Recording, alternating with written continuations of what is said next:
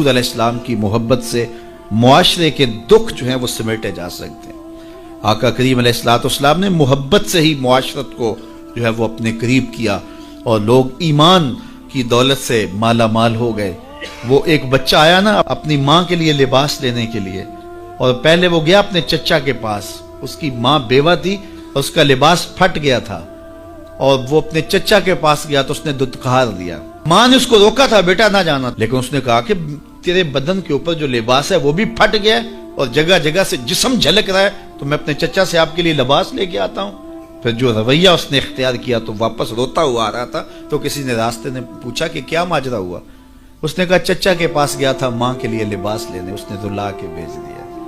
अल्लाह अकबर। तो उसने कहा कि जा सेने हरम में मोहम्मद नाम का एक शख्स बैठा हुआ है, अगर तू अपना दुखड़ा उसके सामने पेश करे तो वो उम्मीद है तुम्हें रद्द नहीं करेंगे, लेकिन सुन ले उनका दीन कोई और है। अल्लाह अकबर। अपने माँ के पास आया तो माँ को कहा कि चचा ने रुला के भेज दिया, लेकिन आपकी हालत मुझसे देखी नहीं जा रही। बच्चा अभी शऊर की मंजिलों में कदम रख रहा था, पहले बहुत छोटा था, अब उसके अंदर एक जज्बात थे बच्चे के अंदर। तो माँ ने कहा कि बेटा नहीं, उनके पास नहीं जाना, सुना है कि जो उनसे मिले दीन धर्म छीन लेते हैं उसका। अल्लाह अकबर। तो हुजूर अलैहिस्सलाम के पास जाने से माँ रोकने लगी, लेकिन बच्चे ने कहा कि अम्मी मैं पक्का रहूंगा, बुतों का वफादार रहूंगा, तुम इस टेंशन को, इस परेशानी को छोड़ दो। और हुजूर की खिदमत में हाजिर हुआ। हुजूर सेहने हरम में चादर ओढ़े बैठे हुए थे और जाके कहने लगा मैं पहले बात आपसे कर लेता हूँ, आपका दीन मैंने कबूल नहीं करना। हुजूर मुस्कुरा के बोले बेटा बताओ किस लिए आए हो। कहा मेरी माँ बेलिबास है, मैं आपसे लिबास लेने आया। हुजूर ने चादर रहमत उतार के उसके कंधों पे डाली। अल्लाह अकबर। वो वापस आ गया और माँ पर हुजूर की चादर उड़ाई। अल्लाह अकबर। और माँ ने कहा कि बेटे उसने अपना दीन तो नहीं तुझे दिया। कहा ना, मैंने पहले कह दिया था तेरे दीन नहीं मानूंगा। माँ कहने लगी पुत्र उसका दीन मानना चाहिए, ये जिसने रहमत की चादर हमारे सर पे तान दी। अल्लाह अकबर। तेरी तक के अदामा में मुरीद हो गए। उस बूढ़ी औरत का किस्सा भी आप नहीं भूल सकते, जो घर का सामान बांध के अपने दरवाजे पे बैठी हुई थी और उसने सुना था मक्के में एक जादूगर आया है, जिसे मिलता है उसका दीन छीन लेता है। कहीं ऐसा ना हो कि कहीं उससे मुलाकात हो जाए और वो दीन ही मेरा छीन ले, मुझे शहर छोड़ देना चाहिए। घर के थड़े के ऊपर सामान बांध के बैठी है। हुजूर भी गुजरे तो उसने देखा तो कहा भतीजे ये सामान मेरे सर पे रख दे। हुजूर ने सामान उठाया, देखा तो बोझल था, वजनी था, और बुढ़िया को देखा तो कमजोर थी। तो कहा कि बुढ़िया अगर चाहो तो जहां चाहती हो, मैं खुद ना छोड़ा।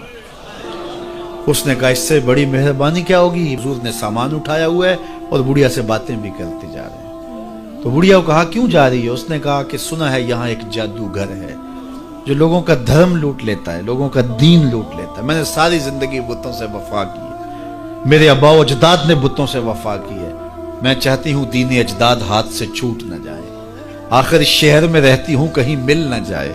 खैर हुजूर ने कुछ नहीं कहा, उसका सामान नहीं फेंक दिया कि ठीक है तुम फिर जाओ। सामान उसका उठाया और जहां तक उसने जाना था सामान पहुंचाया।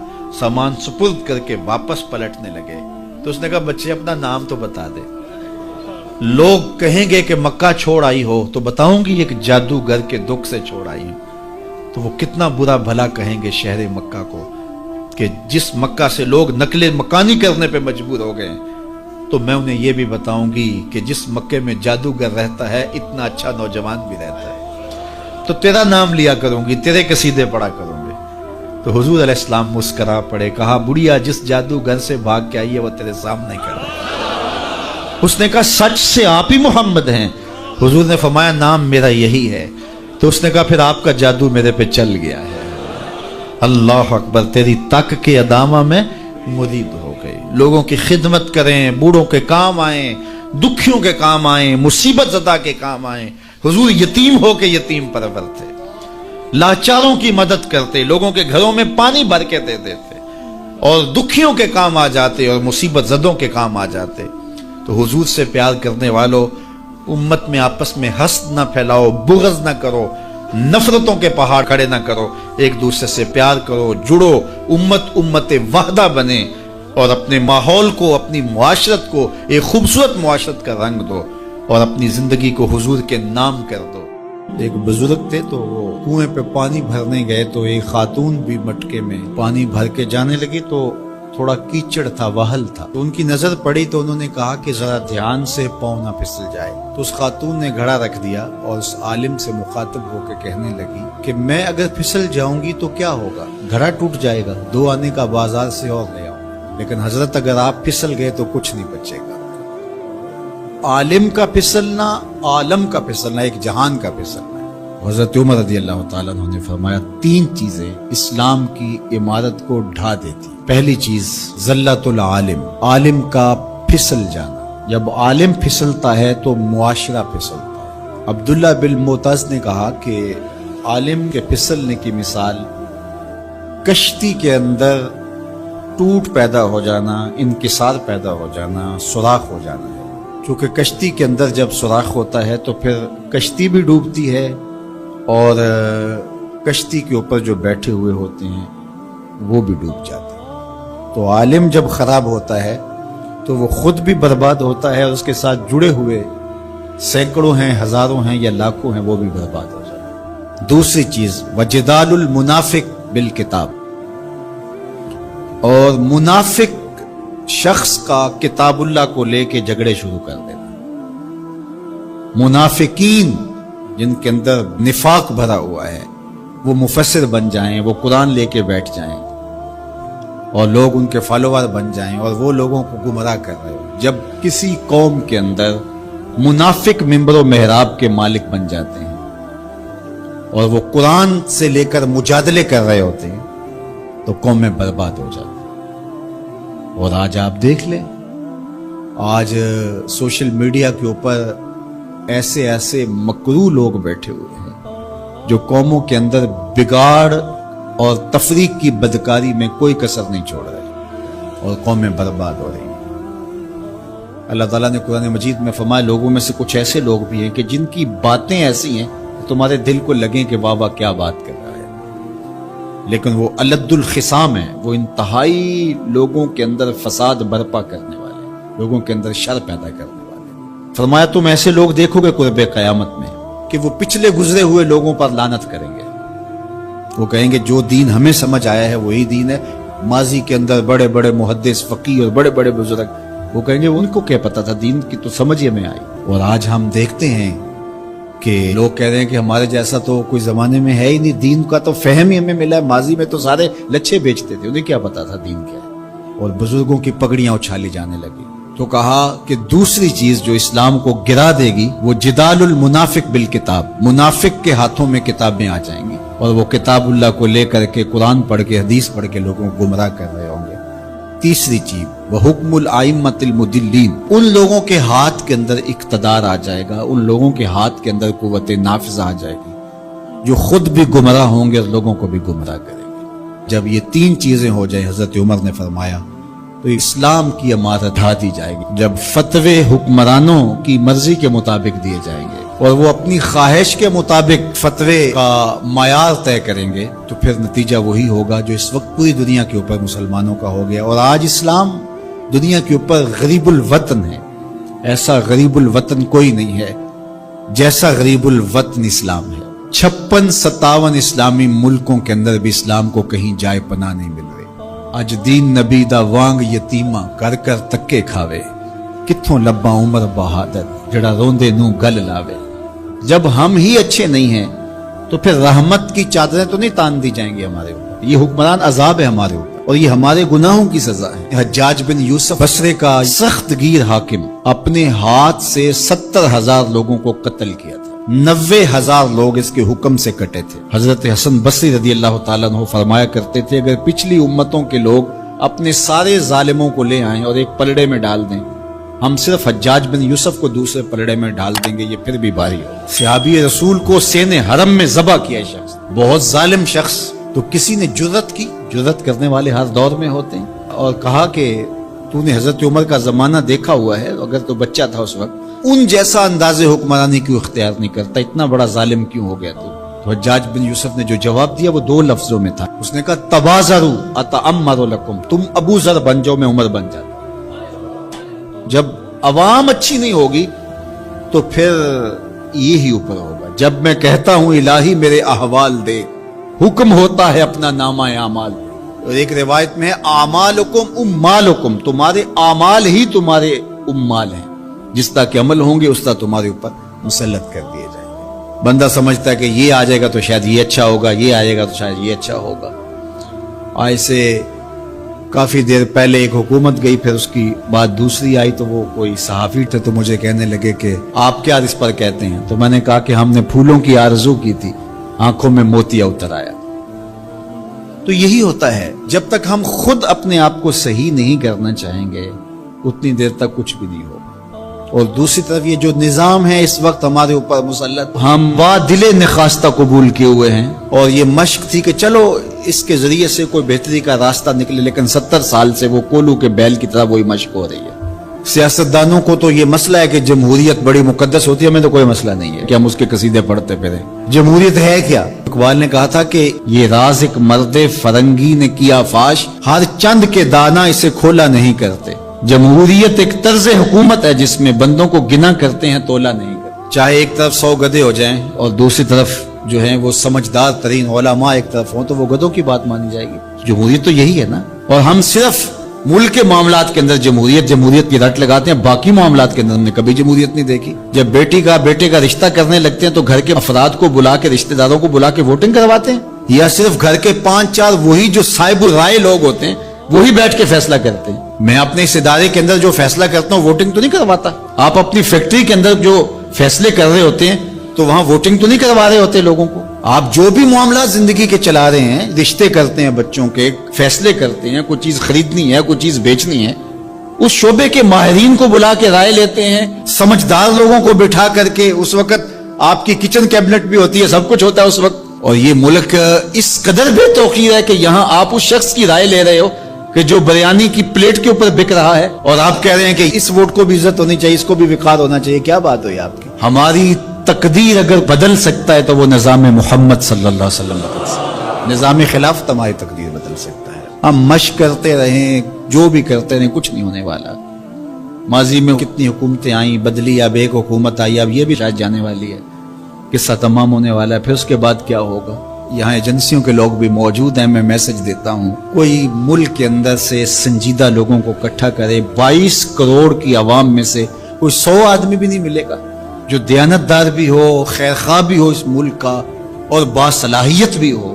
ان لوگوں کو بٹھائیں اور کوئی 10-15 سال کے لیے ان کے سپرد کریں ملک، کوئی معاملے سیدھے کریں۔ غریب کے لیے تو زندگی اتنی تنگ ہو گئی ہے کہ خودکشی منع ہے شریعت میں، ورنہ لوگ خودکشی کر لیں۔ یہ حالات اگر یورپ میں ہوں، دیگر ممالک میں ہوں، تو وہ تو اجتماعی خودکشیاں کریں۔ یا ہمارا مذہب ہمیں روک رہا ہے اور ہم برداشت کر رہے ہیں اور صبر کر رہے ہیں، ہمارے مذہب نے ہمیں صبر کی تلقین کی ہے۔ ورنہ آپ گھر سے نکلتے ہیں، کوڑے کے ڈھیر پڑے ہوئے ہیں جگہ جگہ، لوگوں کے رویے کتنے کھردرے ہو گئے، رشتہ داریوں کے اندر باہمی الجھنیں، لڑائیاں، شر فساد، ایک دوسرے کی ٹانگیں کھینچنا، گلیوں بازاروں سے لے کر کے آپ اوپر کی سطح تک چلے جائیں۔ یہ معاشرہ نہیں رہا، یہ بے ہنگم ہجوم ہے، یہ وحشیوں کا ایک طبیلہ بن گیا ہے۔ انسانیت نام کی چیزیں تقریباً رخصت ہو چکی ہیں۔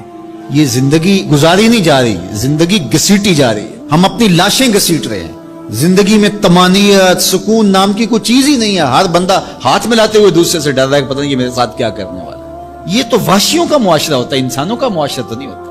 لوگ غریب سے غریب تر ہو رہے ہیں، اور چند لوگوں کے پاس دولتیں اتنی ہیں کہ ان سے شمار ہی نہیں ہو رہی، اور نفس کی کمینگی بھی ختم نہیں ہو رہی۔ کھا گئے لوگوں کو لوٹ کے، لوگوں کا خون چوس گئے۔ وہ کبھی آپ نے کوا دیکھا ہے جو بچے کے ہاتھ سے بھی روٹی چھین لیتا ہے؟ یہ ہمارے جو بچے ابھی پیدا ہونے والے ہیں ان سے بھی روٹی چھین چکے ہیں، اور آگے ان کی نسلیں ہماری آنے والی نسلوں کی روٹی چھیننے کی تیاریاں کر رہی ہیں۔ تو ہمیں اپنے آپ کو صحیح کرنا ہوگا، اور میں مشورہ دیتا ہوں میری یہ باتیں ضرور پہنچائیں کہ خدا را رحم کیجئے۔ جو اپنے بند کمروں میں بیٹھے، انہیں نہیں پتا کہ لوگ کس طرح سسک کے زندگی گزار رہے ہیں، کیا اذیت ناک زندگی ہے لوگوں کی۔ تو اس لیے خدا را اس ملک پر رحم کھائیں، جن کے پاس قوت نافذہ ہے وہ ضرور اس کو استعمال کریں، اور کوئی ایسا فیصلہ کیجئے کہ جو یہ پج مردہ معاشرہ پھر سے جی اٹھے، اور وہ ایک ہی راستہ ہے، اور وہ راستہ میرے حضور کا دیا ہوا راستہ ہے۔ اور صحابہ پھر حضور کے در پاک کو دستک تک بھی نہیں دیتے تھے۔ جب حضور سے ملنا ہوتا تو آ کے دروازے پر بیٹھ کے درود پڑھتے رہتے۔ حضور جب خود آتے تو کوئی بات کہتے، انتظار کرتے رہتے۔ اور آقا کریم کا طریقہ بھی یہ تھا کہ جب حضور گھر تشریف لے جاتے اور حضور نے فوری پلٹ کے واپس آنا ہوتا تو حضور اپنے نالین باہر اتار دیتے۔ یہ سائن تھا اس بات کا کہ رکیے، حضور ابھی آ رہے ہیں۔ اور حضور نے اگر استراحت فرمانی ہے، ابھی نہیں آنا، تو حضور نالین سمیت چلے جاتے۔ حضور بھی خیال رکھتے تھے کہ کوئی دیر تک نہ بیٹھے، اب تشریف لے گئے ہیں، دیر کے بعد آئیں کہ کوئی کام کر لیں، کھانا کھا لیں، چلے جائیں۔ لیکن حضور نے اگر فوری پلٹ کے آنا، چند لمحوں کے لیے گئے ہیں گھر، 10 منٹ کے بعد پھر آئے، تو حضور نالین دروازے کے ساتھ ہی اتار کے چلے جاتے۔ نالین کو دیکھ کر صحابہ جان لیتے کہ ابھی حضور آئے۔ کہا اتنی دیر تک نالین دیکھتے رہو، قدموں کے نشان ڈھونڈتے رہو، مصطفیٰ جان رحمت آنے ہی والے ہیں۔ اللہ اکبر، تمہاری نظریں نبی کے نالین پہ لگی رہیں۔ امام بخاری نے ادب المفرد کے اندر صحابہ کے اس منظر کو بیان کیا ہے۔ کہتے ہیں کہ صحابہ حضور کے دروازے پہ پھر دستک نہیں دیا کرتے تھے، اور اگر کبھی ناگزیر حالت ہو جاتی، دستک دینا پڑ جاتا حضور کے دروازے پہ، تو پھر ان کا طریق کیا تھا؟ کہتے ہیں کانت تقرہ ابواب النبی بالاظافر، صحابہ اپنی انگلیوں کے ناخنوں کے ساتھ حضور کی دہلیز پہ دستک دیا کرتے تھے، ہولے ہولے حضور کی دہلیز پہ دستک دیا کرتے تھے۔ تو مولا علی قاری فرماتے ہیں کہ ناخنوں سے دستک کیوں دیتے تھے؟ اے دربن خفیفن و دکن لطیفن تعظیمن و تکریمن و تشریفن۔ یہ صرف اپنی بے تابی کا اظہار تھا کہ ہم کھڑے ہیں، یہ ادب ہے ان کا، یہ محبت ہے ان کی۔ اللہ اکبر۔ حضرت ابو ہریرہ نے ساری زندگی کمان کو بے وضوحات نہیں لگایا۔ کسی نے کہا ابو ہریرہ یہ کمان تو ہندوستان سے بن کے آئی ہے، کہا کہ اس کمان کو بھی بے وضوحات نہیں لگاؤں گا، اس لیے کہ اس کی شکل اس کمان سے ملتی ہے جو میرے حضور کے ہاتھ میں رہی، میں اس کو بھی بے وضوحات نہیں لگاؤں گا۔ یہ تھی ان کی محبت۔ ایک صحابی حضور علیہ السلام کا ایک فرمان بیان کرتے ہیں اور کہتے ہیں حضور نے ایسے انگلیاں اٹھائیں اور بتایا، اور ایک دم کہا یہ میں صرف تمہیں بتانے کے لیے کہہ رہا ہوں، ورنہ میری انگلیاں حضور کی انگلیوں سے چھوٹی ہیں۔ اللہ اکبر۔ کہا یہ جو میں نے کہا حضور نے یہ انگلیاں اٹھائیں، یہ میں تمہیں بتانے کے لیے، مسئلہ سمجھانے کے لیے، میری انگلیاں حضور کی انگلیوں جیسی نہیں ہیں۔ اللہ اکبر۔ حضرت عباس بن عبد المطلب سے کسی نے پوچھا کہ آپ بڑے ہیں یا حضور بڑے ہیں؟ عمر کے بارے سوال کیا، کہا سال زیادہ میں نے گزارے ہیں، بڑے حضور ہی ہیں، بڑے حضور ہی ہیں۔ یہ تھا ان کا ادب، یہ تھی ان کی محبت۔ آپ اگر مجھے پوچھیں کہ دین کیا ہے تو میں اقبال علیہ رحمہ کا لہجہ ادھار لوں گا۔ انہوں نے کہا دین سراپا سوختن اندر طلب، انتہائش عشق آغازش ادب۔ طلب محبوب میں تڑپنے کا نام دین ہے، ادب سے شروع ہوتا ہے، عشق پہ ختم ہو جاتا ہے۔ جو دین ادب سے شروع نہ ہوتا ہو اور عشق پہ ختم نہ ہوتا ہو، وہ دین دین ہی نہیں ہے۔ میں ان تھوڑے جملوں میں آپ کو بہت کچھ کہنا چاہ رہا ہوں۔ آپ پوچھتے رہتے ہیں، مسائل پوچھتے رہتے ہیں، میں 2 لفظوں میں آپ کو بتا رہا ہوں۔ جو بھی دین ادب سے شروع نہ ہوتا ہو، عشق پہ ختم نہ ہوتا ہو، وہ دین دین نہیں ہے، کوئی اور ہے۔ عشق ہی ابتدائے ذات، عشق ہی انتہائے ذات، عشق نہ ہو تو شرح دین بت کدا تصورات۔ کسان سب سے اچھے دانے سنبھال کے رکھتا ہے، جو بیج ہوتا ہے وہ سب سے بہتر ہوتا ہے، اس کو زمین میں دانہ ڈالتے ہوئے کوئی جھجک نہیں ہوتی کہ مٹی میں دانے رول رہا ہوں، اس لیے جھجک نہیں ہوتی کہ وہ اپنی آنکھوں سے کئی بار مشاہدہ کر چکا ہے کہ میں ایک دیتا ہوں، اللہ کئی عطا کرتا ہے، اس لیے وہ اچھے دانے زمین میں ڈالتا ہے۔ کوئی کسان ایسا تو نہیں کرتا کہ مریل بیج ڈال دے، وہ کہتا ہے ساری محنت ضائع چلی جائے گی۔ تو اسی طرح تم راہ خدا میں دو تو سب سے اچھا دو، یہ نہیں ہے کہ جو سب سے کمزور ہے وہ تم اللہ کی راہ میں دے دو۔ یہ ہم نے ایکسپورٹ کوالٹی نکال لی، باغ سے پھل توڑا، یہ ایکسپورٹ کوالٹی ہے، یہ دوستوں کے لیے تحائف تیار کرو، یہ گھر والوں کے لیے، یہ ہم منڈی میں بھیج رہے ہیں، اور باقی جو آخر میں رہ گیا کمزور سڑا ہوا اس کا ڈھیر لگا دیا، یہ غربا کے لیے۔ اللہ تعالیٰ فرماتا ہے کہ اگر تمہیں اس طرح کا دیا جائے تو تم اس کو قبول کرو گے؟ لستم بآخذی ہے، تم کبھی بھی اس کو قبول نہیں کرو گے۔ فرمایا اللہ بھی غنی ہے، اس کی راہ میں ردی کیوں دیتے ہو؟ اللہ کی راہ میں سب سے اچھا دو۔ یہ تو پکی بات ہے، جس نے اللہ کے گھر کی تعمیر کی، اللہ اس کے لیے جنت میں محل بناتا ہے۔ اور یہ لازمی نہیں ہے کہ کوئی بہت بڑی جامع مسجد بنائی، بلکہ تتر کے گھونسلے کے برابر بھی اگر کسی نے مسجد بنائی، تتر کا گھونسلہ پوری اینٹ کا بھی نہیں ہوتا، آدھی اینٹ کا ہوتا ہے۔ دوسرے لفظوں میں کہیں، جس نے کسی مسجد کی تعمیر میں آدھی اینٹ دی، اللہ اس کا محل بھی جنت میں بناتا ہے۔ کتنا کرے اللہ اکبر۔ حدیث پاک میں آتا ہے جب کوئی شخص فوت ہو جاتا ہے تو اس کے اعمال کا سلسلہ منقطع ہو جاتا ہے، لیکن 3 عمل اس کے باقی رہتے ہیں۔ ایسا صدقہ جو تسلسل کے ساتھ باقی رہتا ہے، مسجد بنوا دی، دارالعلوم قائم کر دیا، پانی کا کنواں کھدوا دیا، ہاسپٹل بنا دیا، ایسا سلسلہ کر دیا کہ جو جاری رہتا ہے۔ دوسرا، او علم ينتفع بہ، یا ایسا علم جس سے لوگوں کو نفع پہنچے۔ ادارہ قائم کیا، لوگوں نے وہاں حفظ قرآن کیا، دین کا علم سیکھا، لوگوں کو فائدہ پہنچا۔ جب تک علم آگے بڑھتا رہے گا، جس نے انتظام و انصرام کیا، اللہ اس کے نامہ اعمال کے اندر اجر داخل فرماتا رہے۔ بلکہ اس کی تشریح میں دیکھ رہا تھا کہ صرف علم دین ہی نہیں، ہر وہ علم جو نافع ہو، اگر کسی نے کسی کو کوئی ہنر سکھا دیا اور اس کے ذریعے وہ حلال رزق کمانے لگا، اپنے بچوں کی ضرورت کو پورا کرنے لگا، جس نے ہنر سکھایا تھا اللہ اس کو بھی اجر عطا کرے گا۔ یہ جو بخل کرتے ہیں نا کہ کوئی ہنر سیکھنے آ جائے تو اس کو وہ 3 4 ماہ تک کاج کرنے پہ لگائے رکھتے۔ یہ ورک شاپوں میں جو کچھ ہوتا ہے، وہ استاد اسے فن دیتا ہی نہیں، چھپا کے رکھتا ہے۔ 8 سال 7 سال کھجل کرتا ہے اس کو، حالانکہ جو بچہ سکول نہیں جا سکا اور ورک شاپ میں کام سیکھنے آیا ہے، درزی کے پاس کام سیکھنے آیا ہے، اور دیگر کوئی فن سیکھنے آیا ہے، تو اس کا مطلب ہے کہ گھر میں غربت اتنی ہے کہ یہ بچہ پڑھنے نہیں جا سکا، مجبوریوں نے اسے کام پہ کھینچ کے بھیج دیا ہے۔ یار 3 ماہ لگا دیے اس کو صرف کاج سکھانے پہ، اور اس کو پانا دے کر کے صرف پہیا کھولنے پر 3 ماہ ضائع کر دیے۔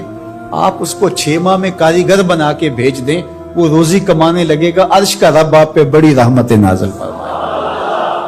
یہ کیا ہوا کہ آپ اس کو 6 سال تک اپنے پاس بٹھائے رکھتے ہیں اور 6 سال تک اس کو کام نہیں سکھاتے؟ یہ غریب گھر کا بچہ سیکھنے آیا ہے، ماں روزانہ روٹی دے کے بھیجتی ہے کہ میرا لال جلدی کام سیکھ جائے، بہنیں اس کی جوان ہو رہی ہیں، میں ان کے ہاتھ پیلے کرنے ہیں، اور اس نے کاجوں پہ لگایا ہوا ہے۔ یہ ابھی تک اس کو کچھ سکھا ہی نہیں رہا، 6 سال اس کے ضائع کر رہا۔ ذرا غور کیجئے، وہ کمائے گا، اس کی بہنوں کے ہاتھ پیلے ہوں گے، اپنے گھروں میں جائیں گی، آباد ہوں گی، اللہ اس کے رزق میں اس کے صدقے سے برکت ڈال دے گا۔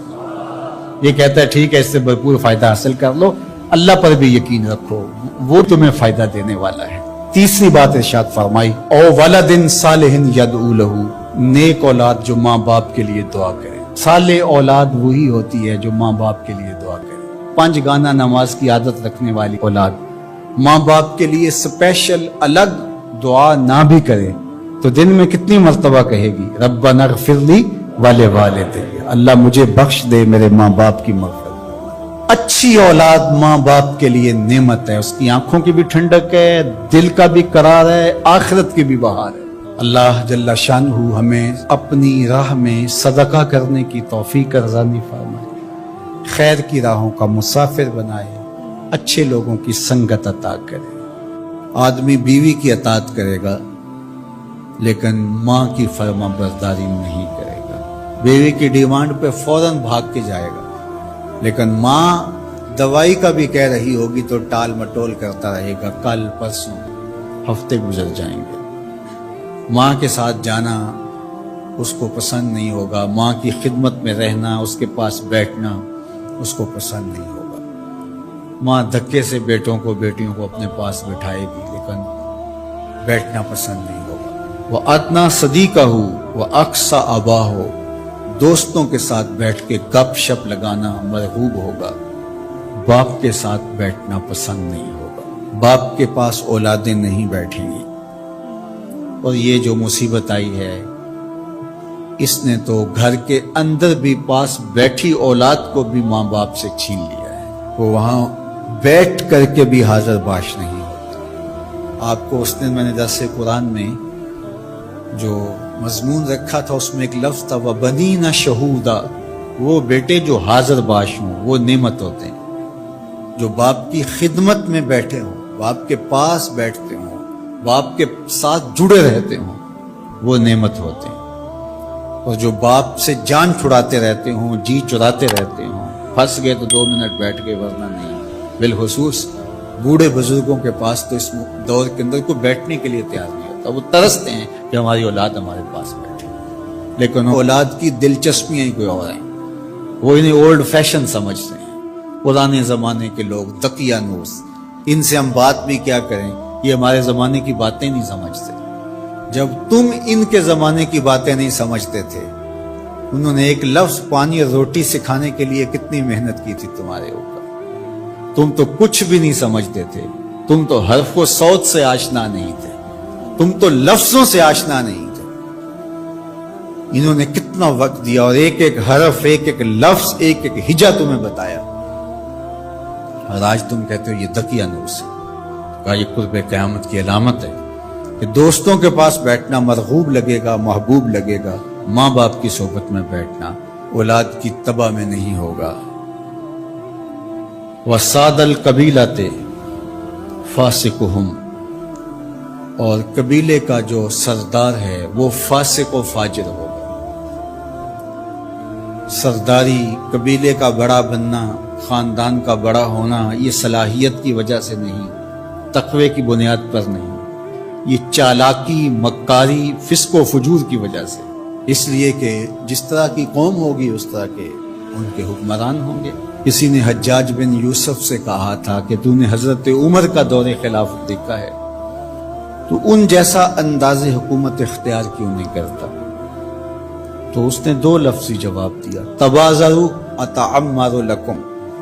اس نے کہا تم ابو ذر غفاری بن جاؤ، میں عمر بن جاتا ہوں. جب رعایا ابو ذر غفاری جیسی ہوتی ہے تو حکمران عمر فاروق جیسے. جب ہم چور ہوں گے، ہم خائن ہوں گے، ہم بدکار ہوں گے تو اوپر رحمتوں کی چھتڑیاں تو نہیں تانی جائیں گی. اوپر بھی پھر یہی کچھ ہوگا. ایک روایت میں آتا اعمالکم امالکم، تمہارے اعمال ہی تمہارے حکمران ہوں گے. فرمایا کہ وہ اس بات پہ قادر ہے کہ وہ تمہیں اوپر سے بھی عذاب دے سکتا ہے، وہ چاہے تو نیچے سے بھی عذاب دے سکتا ہے. حضرت عبداللہ ابن عباس رضی اللہ تعالیٰ عنہ فرماتے ہیں اوپر کا عذاب یہ ہے تمہارے حکمران نااہل ہوں، اور نیچے کا عذاب یہ ہے تمہاری اولاد نافرمان. اور تم ایک دوسرے سے لڑنے لگ جاؤ. ایک خاندان کے لوگ شریکہ برادری کے نام سے ہر وقت ایک دوسرے کی ٹو میں رہیں، یہ عذاب نہیں تو اور کیا ہے.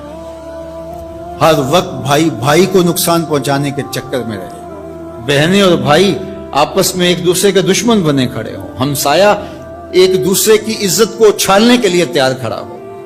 محلہ راحت کا سامان ہونا چاہیے، لیکن محلہ آپس میں ایک دوسرے کی عزت کو پامال کرنے کے لیے تلا ہوا.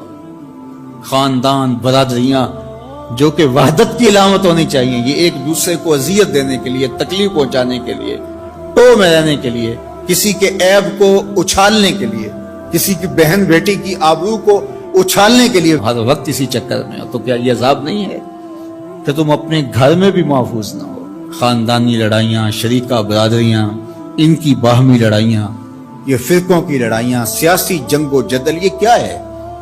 یہ اللہ کے عذاب کی ناراضگی کی صورت ہے. اللہ تعالی ہمیں سچی توبہ کی توفیق دے.